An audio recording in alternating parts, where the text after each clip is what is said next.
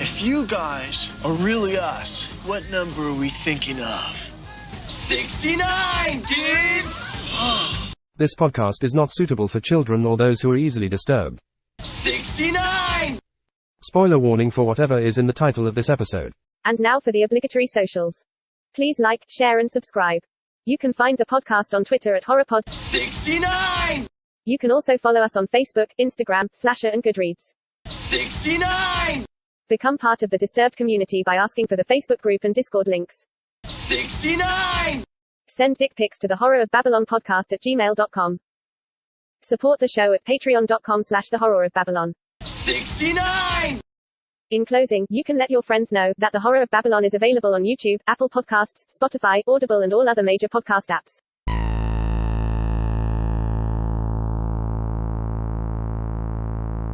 $69!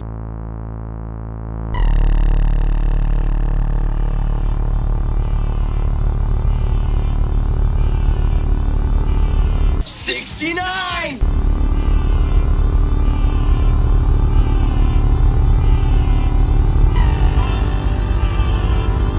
$69!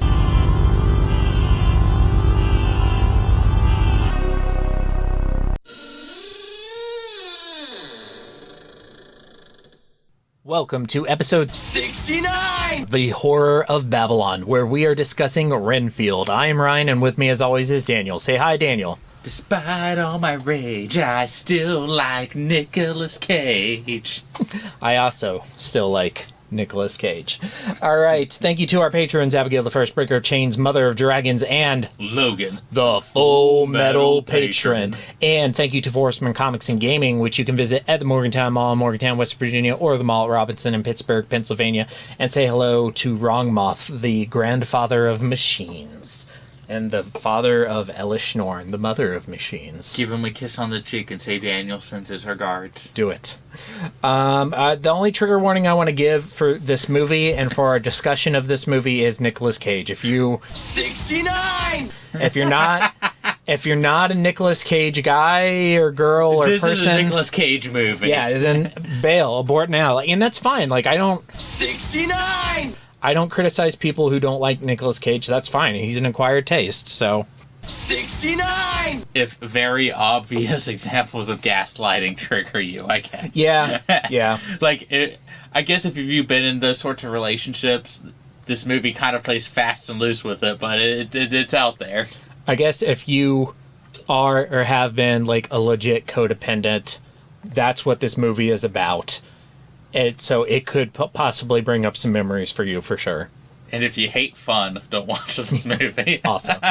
Okay, so we saw this the official premiere night, not the Thursday, but the Friday. Mm-hmm. And so obviously neither of us have seen this before. And we have talked on and off throughout various episodes about our expectations. Just in short, I think, when this was announced, I think we were both kind of expecting something way different. Yeah, we were... Because we didn't even...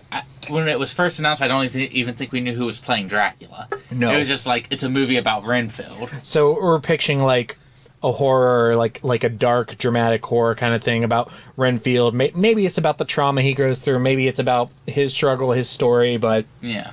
Not this. Yeah. Not something set in modern day that is primarily a comedy that stars Nicolas Cage, and superpowered Renfield. And superpowered Renfield. And how does he get his powers from the life force of bugs? Yeah, he eats the bugs. He eats the bugs. I'm sorry, do I have it on my teeth? It's in every tooth. It's in every tooth. 69! It's a pure myth, superstition. I may be able to bring you 69! that the soup 69! of yesterday can become the scientific 69! of today. Background. This movie was directed by Chris McKay, who directed Robot Chicken Star Wars 3, which I love. He also directed the Lego Batman movie, which I also loved. I still haven't seen that. Apparently, this guy, Chris McKay, is my new favorite director. I don't know about you, but the Emperor in Robot Chicken Star Wars, Yeah. he cracks me up. Palpatine. He's so damn funny. Okay. And then it was written by Ryan Ridley, son of Ridley Scott? No. So Ryan Ridley wrote for Rick and Morty. Invincible. So a lot of TV, and by Robert Kirkman, the Walking Dead Robert Kirkman. So we don't need to... Like the comic writer? Yeah. Oh, okay. That's what he looks like? Yeah. Huh. So he does comics and TV, and he's a movie producer and a screenwriter now. Like, I don't know when this man ever has time to sleep.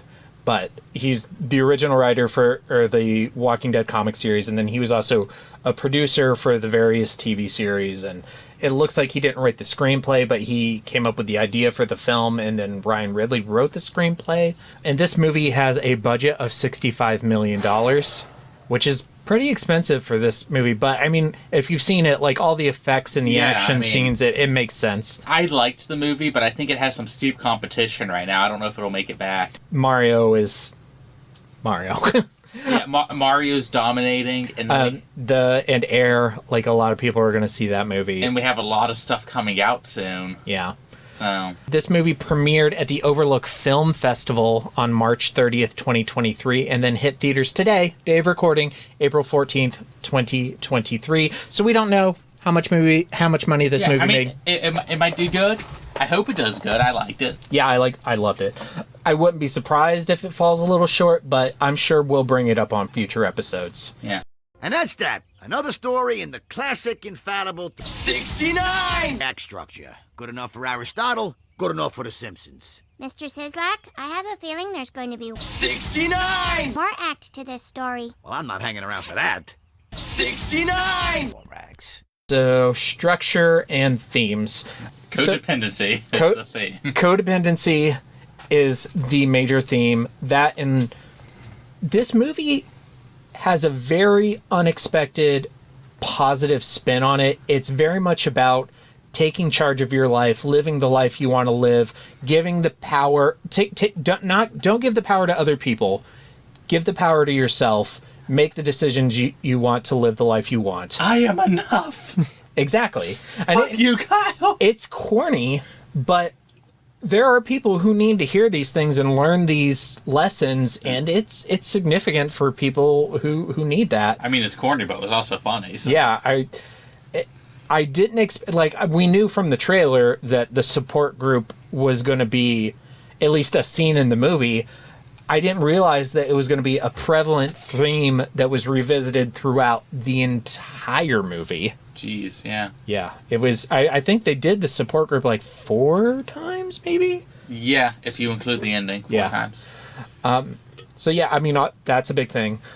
And gaslighting, which you talked about, because there was this point where Dracula's gaslighting Renfield, and I just turned to Daniel and said, "That's gaslighting. I know it." Yeah. And it was very like Captain America, like, I get it. I understand this kind of moment. Yeah, exactly. Talk to me about vampires, vampire rules, like this. As the vampire guy, what did you think about this as a vampire movie? Well, I mean, they definitely did the sunlight. I always love whenever they do the, they have to be invited in. But they were never explicit about that. Yeah. Which I liked. Yeah, they did. That's probably the best part about this movie is it didn't sit there and give you like a list of rules. Mm-hmm. It just expected you to know some of the rules and then it played with them. I think vampires are popular enough. It's like zombies. If I'm going to a zombie movie, I don't need like a 10 or 20 minute explanation on shoot them in the head. Yeah, if I'm going to a Spider-Man movie, I don't need to see Uncle Ben die. I know. Yeah. So I did appreciate that. I have been talking for years about me wanting to write a vampire story where a vampire just gets victims by going in through welcome mats. And then this movie did it. And I'm like, well, I can't do it now, but I'm glad someone finally addressed that. I mean, you could. Yeah. I mean, if that's like the whole premise of your book, because that was more like a joke. Yeah, but I think that I'm just finally glad to see someone go, yeah, if you literally have a welcome mat on there, of course the vampire can come in. It's an open invitation. And we knew that was going to be a thing because in the trailer we see the Mark, the guy who runs the support group. Come on in! No! 69! That trailer built a lot of hype and set a lot of expectations, and I think it lived up to those, at least for me personally. I also enjoyed it, so... So another theme, which, and I really didn't expect, is just this, not a subplot, but the plot about this crooked cops and a drug mafia in New Orleans, and Awkwafina is the good cop on a force of crooked cops and trying to, bring the mobsters to justice. Being good in a corrupt world. Yeah, which is she sort of has like the same story as Renfield, where she has confidence and she's trying to do the right thing and on a corrupt police force, and he's working with a literal monster. Yeah. But he doesn't have the confidence, and their stories merging. They're coming to get you, Barbara. I feel like we should start with Renfield, but I want to let you talk about Dracula, so let's start with Dracula. I fucking love Nicolas Cage. Yeah, I'm not a Nicolas Cage fanboy, but I'm also not a hater. Like, I do like Nicolas Cage, and I always prefer him when he's in a movie that's not taking itself seriously. 69! Good they let him be Nicolas Cage. The times when I don't enjoy Nicolas Cage is in like a serious dramatic movie, which he can be okay in those, but sometimes he just lays it on too thick. He needs a director that's able to pull him back. Mm-hmm. And sometimes directors are just like, it's Nicolas Cage, you let him be Nicolas Cage. Yeah. Like, there's always that joke of, like, actor that, like, a Gary Busey, and people are like, oh, he just wandered onto set and they started recording him. People make that joke about Nicolas Cage, too. Like, he just showed up in a vampire costume, so we filmed around it. I saw the pictures of him as Bela Lugosi's Dracula, and I purposefully did not send you every single one that I had. I was so glad I didn't watch that second trailer. That was so awesome to see in theaters, specifically because I've watched that movie recently. And they, like, recreated those scenes. Yeah, that was absolutely amazing. If you have seen and enjoy the Bela Lugosi Dracula film, you should at least check out the first 10 minutes of this movie, because it is so cool how they insert Nick Cage and Nick Holt into that. I don't drink wine. I'm Nicolas Cage. That was so awesome. So Nicholas Hoult as Renfield, I've got this guy's back. Like, I love Nicholas Hoult. If you play J.R.R. Tolkien in a Tolkien biopic, you're going to be on my roster. I didn't know he did that. Yeah, he played Tolkien in the movie Tolkien. Did he do a good Tolkien? Yeah, he did. And he was also one of my favorite X-Men, Hank McCoy, Beast. Yeah. In a very unconventional Beast, but I like Beast. I like that Beast. I like Kelsey Grammer Beast too. I like Hank McCoy. I'm a Beast guy. So yeah, I love Nicholas Hoult, and this is the first time that I saw him that I had seen him in anything where he kind of got to like let loose. He got to be Nicolas Cage. Yeah, exactly. Like every other movie I've seen him in, he plays very serious roles. But he really kind of got to be a goofball in this movie, and it was absolutely awesome. Yeah. I enjoyed just like Renfield's story. It's like a new take on an old character, but it was still respectful to the source material. Both like I like that he carried around the little coffin that had bugs in it. Yeah. Like from Bela Lugosi's. Who played the cop? Awkwafina, who I love. She basically plays the same character she played in Shang-Chi, except in this movie she gets to say the F word. And I love her. I think Marvel movies would be 100% better if they let their actors say fuck. No, too many kids want to see those. Yeah. If we ever did an episode on Shang-Chi, she would be my king. I'm telling you that. That she makes that movie. The movie is overall the movie is pretty good. I think it's a little too long, but she is just so funny to me. And it's the same in this movie, except she gets to like go a little farther because she gets to really let loose on the language, and just like her reactions to the violence that Renfield commits on people are so funny. Mostly because she's just like, oh, okay, that happened. Like, if somebody, like, kicked someone's head off in front of me or cut somebody's arms off with a serving tray, I'd probably be freaking out. I wouldn't be like, hey, did you just, like, cut that guy's arms off with a serving platter? It was adrenaline. Yeah, like, I would be absolutely losing my mind. She's just like, wow, that's pretty cool. You're a hero. I'm a hero. 69! And one other thing I wanted to mention on Renfield, I just absolutely love his apartment and his sweater and just like how he just like owns his life and this is how I want to be. I have a little studio apartment that's like decked out in like blaze orange and pink, hot pink.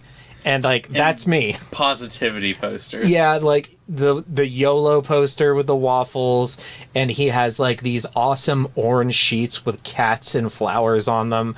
And it's just like, wow, you just like, I mean, I guess previously he was sleeping in an abandoned hospital with like rotting shit and bugs and blood. It like, that's another thing. Like Dracula's like hideout with his throne with all the blood packets. Like, yeah, that was very visually cool. It kind of reminded me of the throne from Game of Thrones that has like all the swords. The Iron Throne. Yeah, so picture that, but with like blood packets. Yeah, that was... I wanted to do the same throne, but with human skulls. That'd be cool. I guess if you had been living like that, you would probably just want to do the exact opposite, which is hot pink and positivity posters. Yeah. I'm really shocked he didn't have a poster of a cat like clinging to something that said hang in there. Yeah. And then I guess just a little bit on the bad guys. Teddy, what's it? Teddy. They said his name 100 times in the movie, so I'm shocked. Teddy Lobo and his mom, Mama Lobo, Bella Francesca Lobo. Have you even shot anyone before? You always have someone else do it for you. Ben Schwartz, I've seen him in shit before. What have I seen him in? Sonic the Hedgehog. I haven't seen that. So Die Hard. He's in one episode of The Bad Batch. He's in Ryza. He plays Mark the Guinea Pig in DC League of Super Pets. What is it that I'm thinking of? He's in Space Force. That's what I'm thinking. Okay, he's the social media guy in Space Force. Okay. That's what I'm thinking of him from. Apparently he's in MODOK. In DuckTales, he plays Dewey. A lot of Robot Chicken veterans in this movie, which makes sense. He's also BoJack Horseman. This movie did kind of feel super Adult Swim. Yeah, very. And if you don't like that kind of humor, you probably won't like this movie. I don't mind it. So I like Rick and Morty. I like Robot Chicken. It just depends. There are Adult Swim shows I love, and there are Adult Swim shows I hate. It was very like an absurdist episode of South Park. Yeah. Like one of the ones where they like really kind of cut loose with shit. Mm-hmm. Instead of trying to be like serious. The villains were... These villains could have been like super generic. Yeah. And they really just got to let loose in their stereotypes and have fun. Like the mom was like the super like ice queen, super like #1 bitch. And he's just the super spoiled, like a crime son who's never actually had to do anything for himself but pretends to be a badass. Yeah, because his entire family's, built everything for him. Like McLovin's character from Kick-Ass. Yeah. Yeah, that's the vibe I got from him. That's a really good example. And of course, obviously, it was also starring Nicolas Cage. What did you think of, what was his name, Teddy, his death? Oh my god. Oh my god. I shit and came. That was 69. Oh, he came too? No, it's amazing. Okay, like that was amazing. Renfield kicks him, breaks every bone in his body, and he shits his pants and pukes blood. He doesn't just shit his pants, like he explosively expels all the stool from his body and it goes out the backseat of his pants and flows like a brown jet of disgustingness. It's absurd. 69! You all! I'll drive you crazy, and I'll 69! evil 69! you ever had. I am your worst 69! come true. I'm everything you ever were afraid of. Scary shit. Yeah, it's not a scary movie. It's a comedy, so... It wasn't scary, but I did turn to you and go, at what point would you, like, leave this lair? The lair was legitimately creepy. Like, if you were going down, like, you were in a crime family, and they said, hey, go kill this guy, and you go down there, and all of a sudden you see a room with a throne filled with blood packs. I would have turned around probably before then. I guess the only, like, issue with that is, like, if you're at that level, like, they probably shoot. If you try to run, they probably shoot you. Yeah, but they all died anyway. Although, maybe they wouldn't have shot you because that would have given away their position, so maybe that would have been, like, your chance to get the fuck out of there. Like, even if I was Teddy, I would have been like, fuck this. Yeah, guys, let's bail. Let's just tell my mom there was nothing here. Let's just burn the building to the ground. Call Mom! Call my mom! Ben Schwartz did a good job with Yeah. Teddy. He was such a knob. It was great. What was your favorite joke? I laughed so much. It's hard to pick one. We had a lot of fun with Fuck You, Kyle. Yeah, fuck you, Kyle. Carol getting interrupted from all of her stories in the meeting was pretty funny. Well, just fuck Carol, I guess. Can I even get in one share? Yeah. Poor Carol. Both of those running gags were pretty good. The gore itself was pretty funny. I guess I didn't know how gory this movie was. Like, I saw in the trailer that he cut the guy's arms off with the... that was pretty mild compared to a lot of the other stuff. The violence is, like, the best kind of absurd. Yeah. I thought the heaven thing at the end, like, where Mark is like, yeah, you brought us back from the dead, and we got to go to the other side, and we saw things we can't unsee, and we know things we can't unknow. You gonna share that with the group, Mark? I don't know if I have a favorite. I probably 69! have to watch it again to pick a favorite. Yeah, same. It was generally... Because this is pretty fresh. Generally just pretty funny.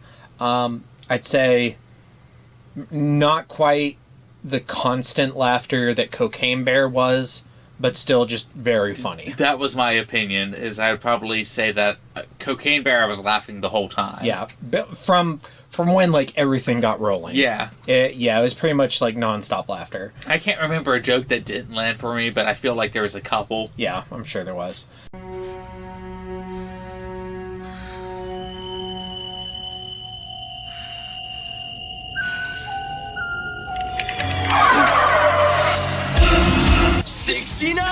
Meet that boy.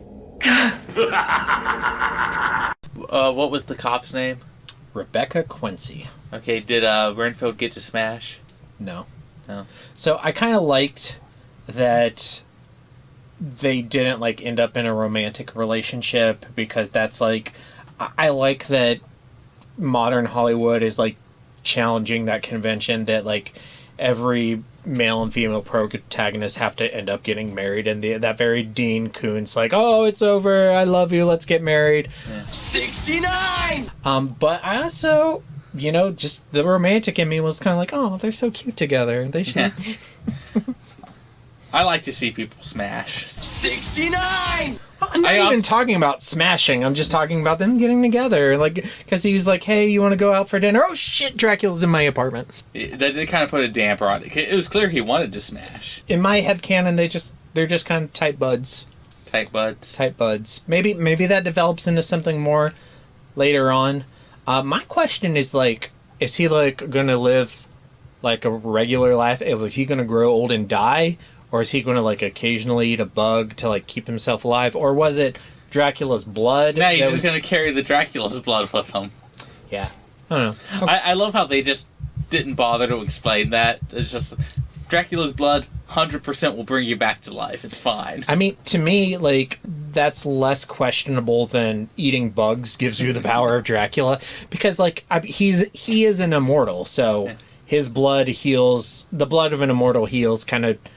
makes somewhat sense. And I'm not complaining about the bug thing. Like, I was willing to just go with it. Mostly just because that's, like, Renfield's complex from the books. Yeah. He eats bugs. Bela Lugosi Dracula, that's like what Dracula gifts him with, is like eating 69! bugs to give him power. Yep. Oh my god, are you Steven? 69! No, I'm Dean. 69! Oh.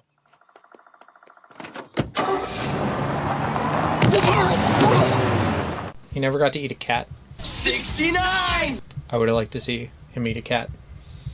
So let's go to Kings and Koontz, and my Koontz is that he never got to eat a cat.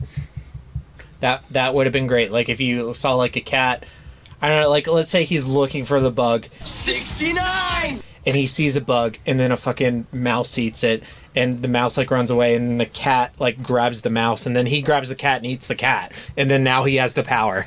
You know what? You know how, like, he was having to face a bunch of guys that were eating bugs at the end, like, Dracula had a bunch of familiars? That's how he should have gotten enough power to take them all on, was he eat something bigger. Yeah. Like, even like a rat or something, just something bigger, he finally takes something else. No, you know what might be my favorite joke? 69! He controls rats with his mind. Don't mind him, he's on medication. That was so funny. He was right. He was so right. Okay, so that's my Koontz. Let's go backwards today. What's your Koontz? 69! I think Koontz is hard. I had to make up a joke, Koontz. Yeah, Koontz is a little hard.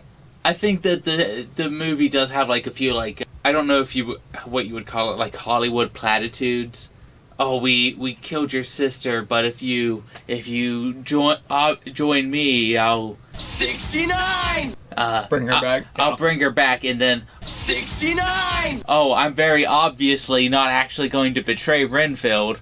If those sorts of scenes get to you, I mean, like, they're super obvious. Doesn't bother me. You see them a mile away, but it's like, at the end of the day, like, I wasn't going into this movie expecting Oppenheimer. They might bother me in a movie that's taking itself seriously. Yeah. It would not bother me in a movie like this. But the movie is filled with those sorts of scenes. I get that. That's my forced Koontz.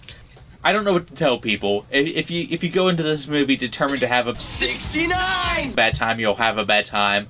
If you go in expecting a 69! fun Friday night movie, it's a fun Friday night movie. If you like pulpy violence, if you like Nick Cage, if you like just hanging out and having a good time, if you're not a fan of those things, you won't like it, so don't bother. Yeah, I don't know what to tell you. Yeah.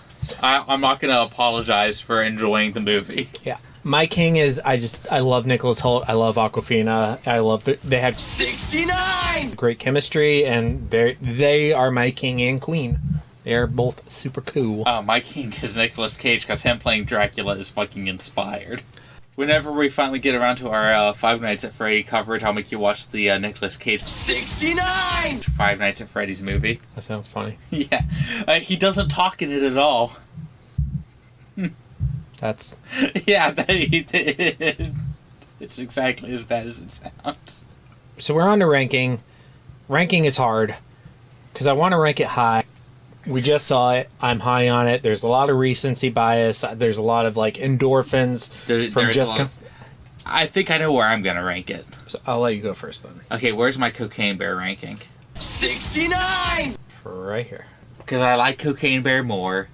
I think I like X more. I'm going to put it right above it. 69! So it's your new number 69! below the Call of Cthulhu 2005 and above it 2017. Cocaine Bear at number 2. That was probably also based on a lot of endorphins. Yeah, but, you know, that's part of the fun of the lists. Yeah. That's why I think we should do more of our rankings, like, right after we see them. Okay, fine. Fuck it. It's my number 3. Yeah, there we go. All right, Renfield at number 69! Baby. Above Dog Soldier. Maybe it should be number 4. Dog Soldiers is pretty good. Yeah. Okay, Zombie Day. Oh my gosh. 69! I don't even know where to start. I do. 69! Okay, so obviously the whole, like, intro with Bela Lugosi. Mm-hmm. So glad that wasn't spoiled for you. That was so awesome. That was amazing. Maybe that should be my king. Yeah. That was great. But the end credits had like a ton of vampire Easter eggs in it. So the end credits are it never just rolls credits. It's always the credits, and there's visuals going on. So there's like this motif of like the 69, the support group, and the credits are going over top like the coffees and the danishes and a pile of books on the table. And one of the fucking books on that table is Power of Darkness. And I'm like, oh my god, that was so amazing. And there's also just like a bunch of random shit. Nick Cage just mucking around during the credits. And there's one part where he's in a castle and he has like super long claw fingers and he's doing this like Count Orlok from Nosferatu. And when the mid credits end, the title Renfield comes up on the screen, and it's the exact same font and coloring from the original poster for the Bela Lugosi Dracula, with like the yellow lettering with like the yellow and red lettering. That's cool. Yeah, there's a lot, and I'm sure there's way more like throughout the whole movie. There's all sorts of stuff. You mentioned the little coffin with the bugs. I would love to see a Treehouse of Horror episode on this movie. That would be great. Okay, who'd be Renfield?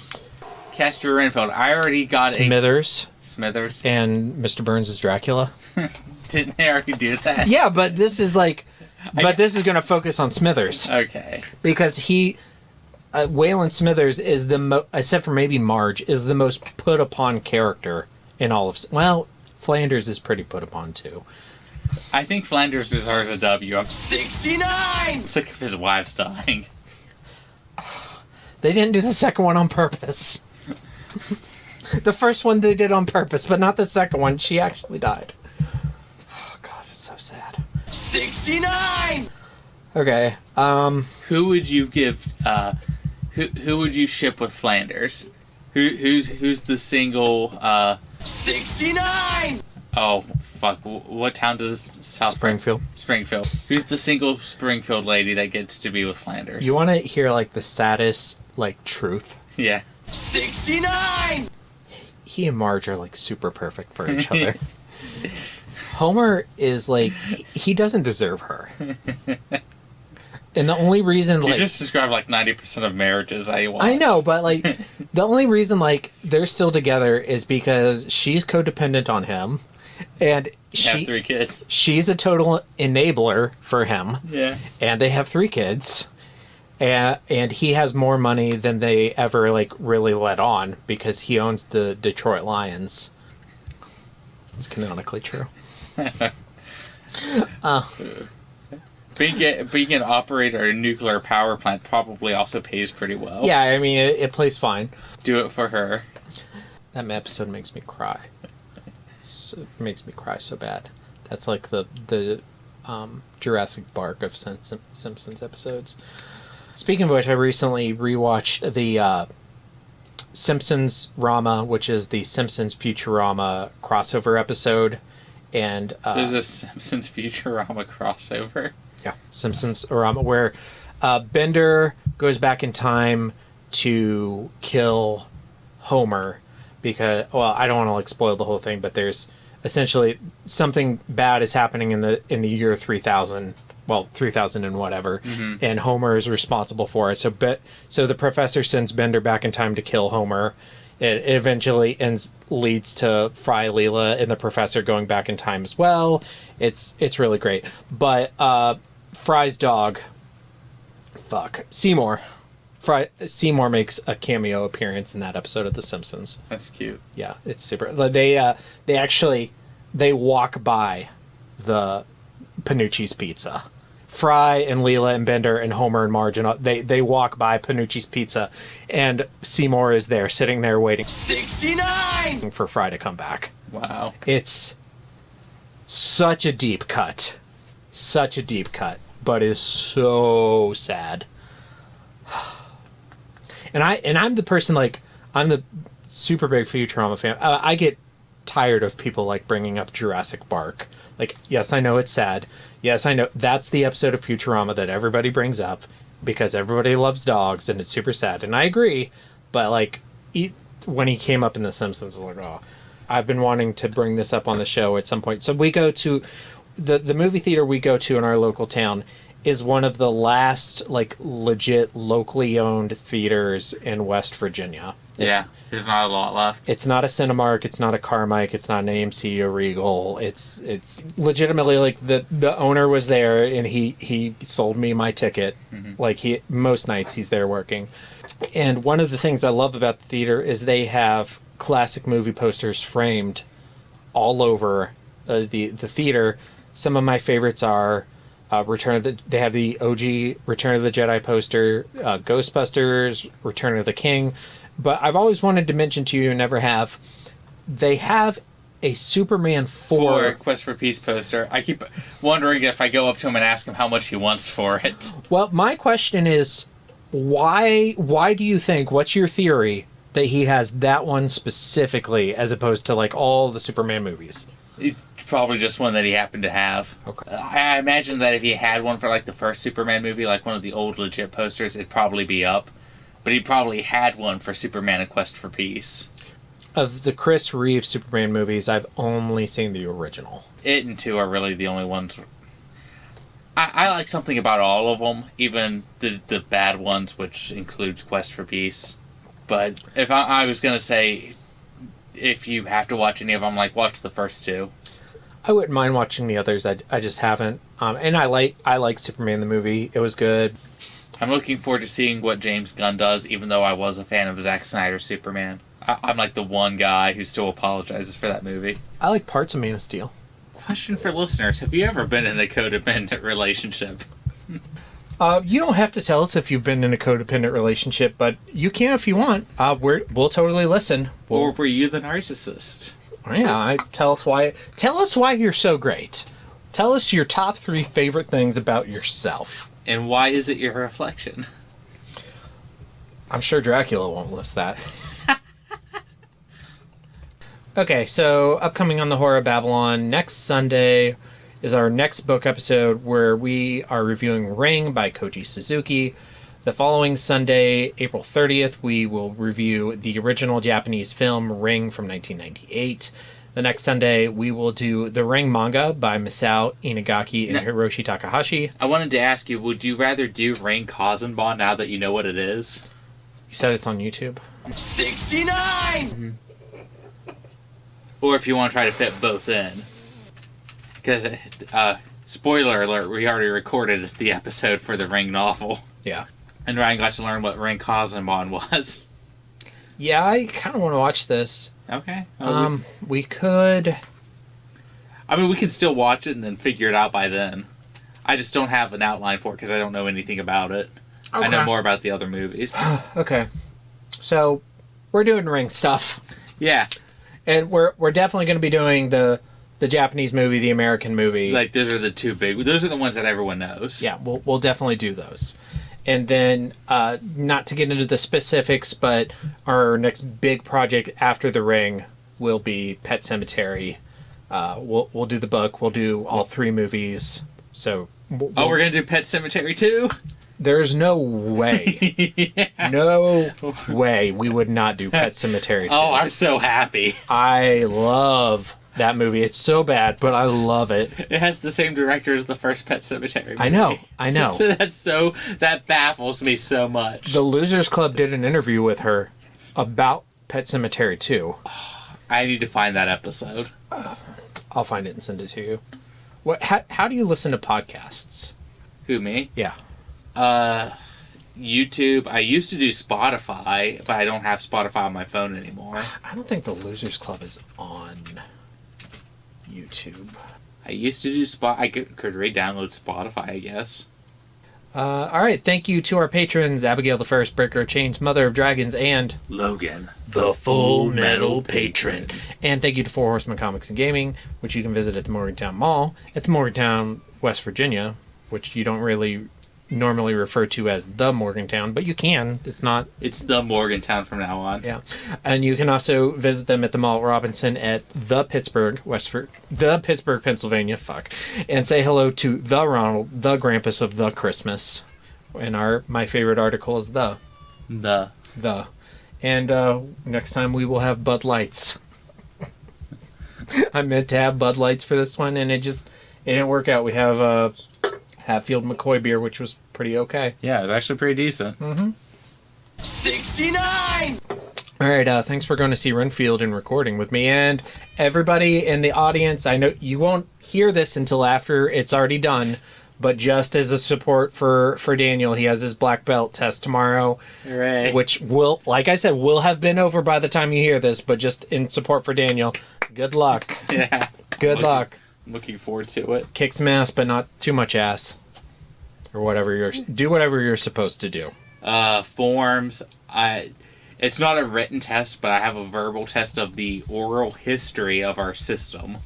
Oh, I figured you'd be like waxing cars and painting fences and... That's karate. I do kung fu.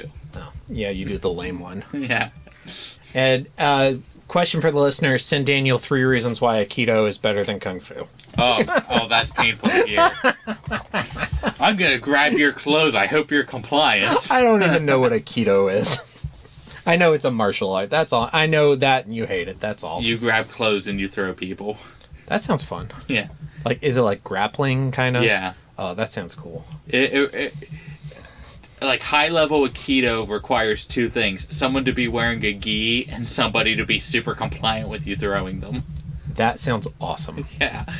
That sounds kind of sexy. It's fun to watch. I just don't think it's very practical. Then again, I tell people that if you want practical fighting, don't take kung fu, learn boxing, which I also happen to get to be taught. So, okay. Hooray! Stay scary. Stay scary. I love you guys. And now for the obligatory socials. Please like, share, and subscribe. Follow Daniel at DStarSick on Twitter. Follow Ryan at Darth Damio on the Bluebird app. You can find the podcast on Twitter at HorrorPod69. You can also follow us on Facebook, Instagram, Slasher, and Goodreads. Become part of the Disturbed community by asking for the Facebook group and Discord links. Send dick pics to the Horror of Babylon podcast at gmail.com. Support the show at patreon.com/the Horror of Babylon. In closing, you can let your friends know that The Horror of Babylon is available on YouTube, Apple Podcasts, Spotify, Audible, and all other major podcast apps. Stay scary.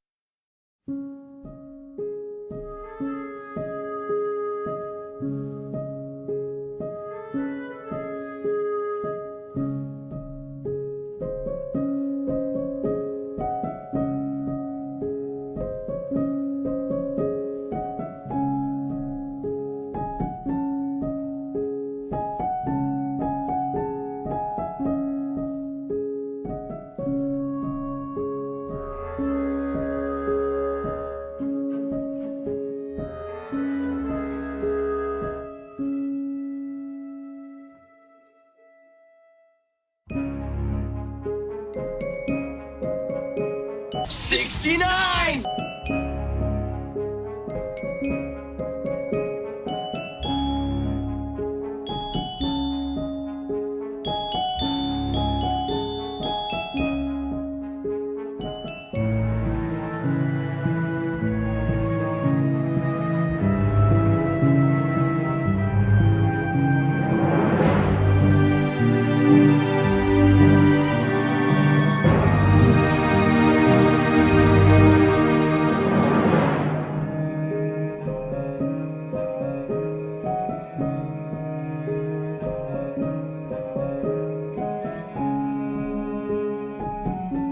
'69!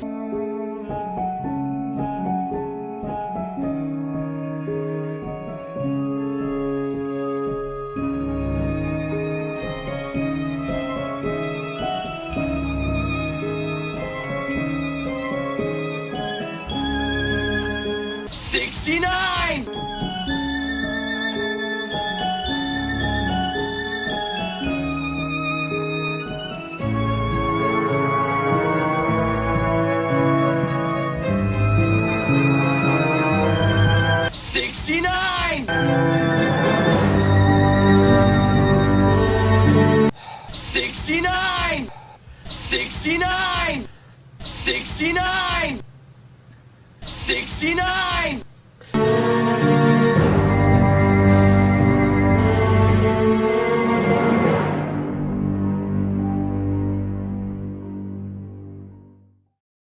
69! 69! 69!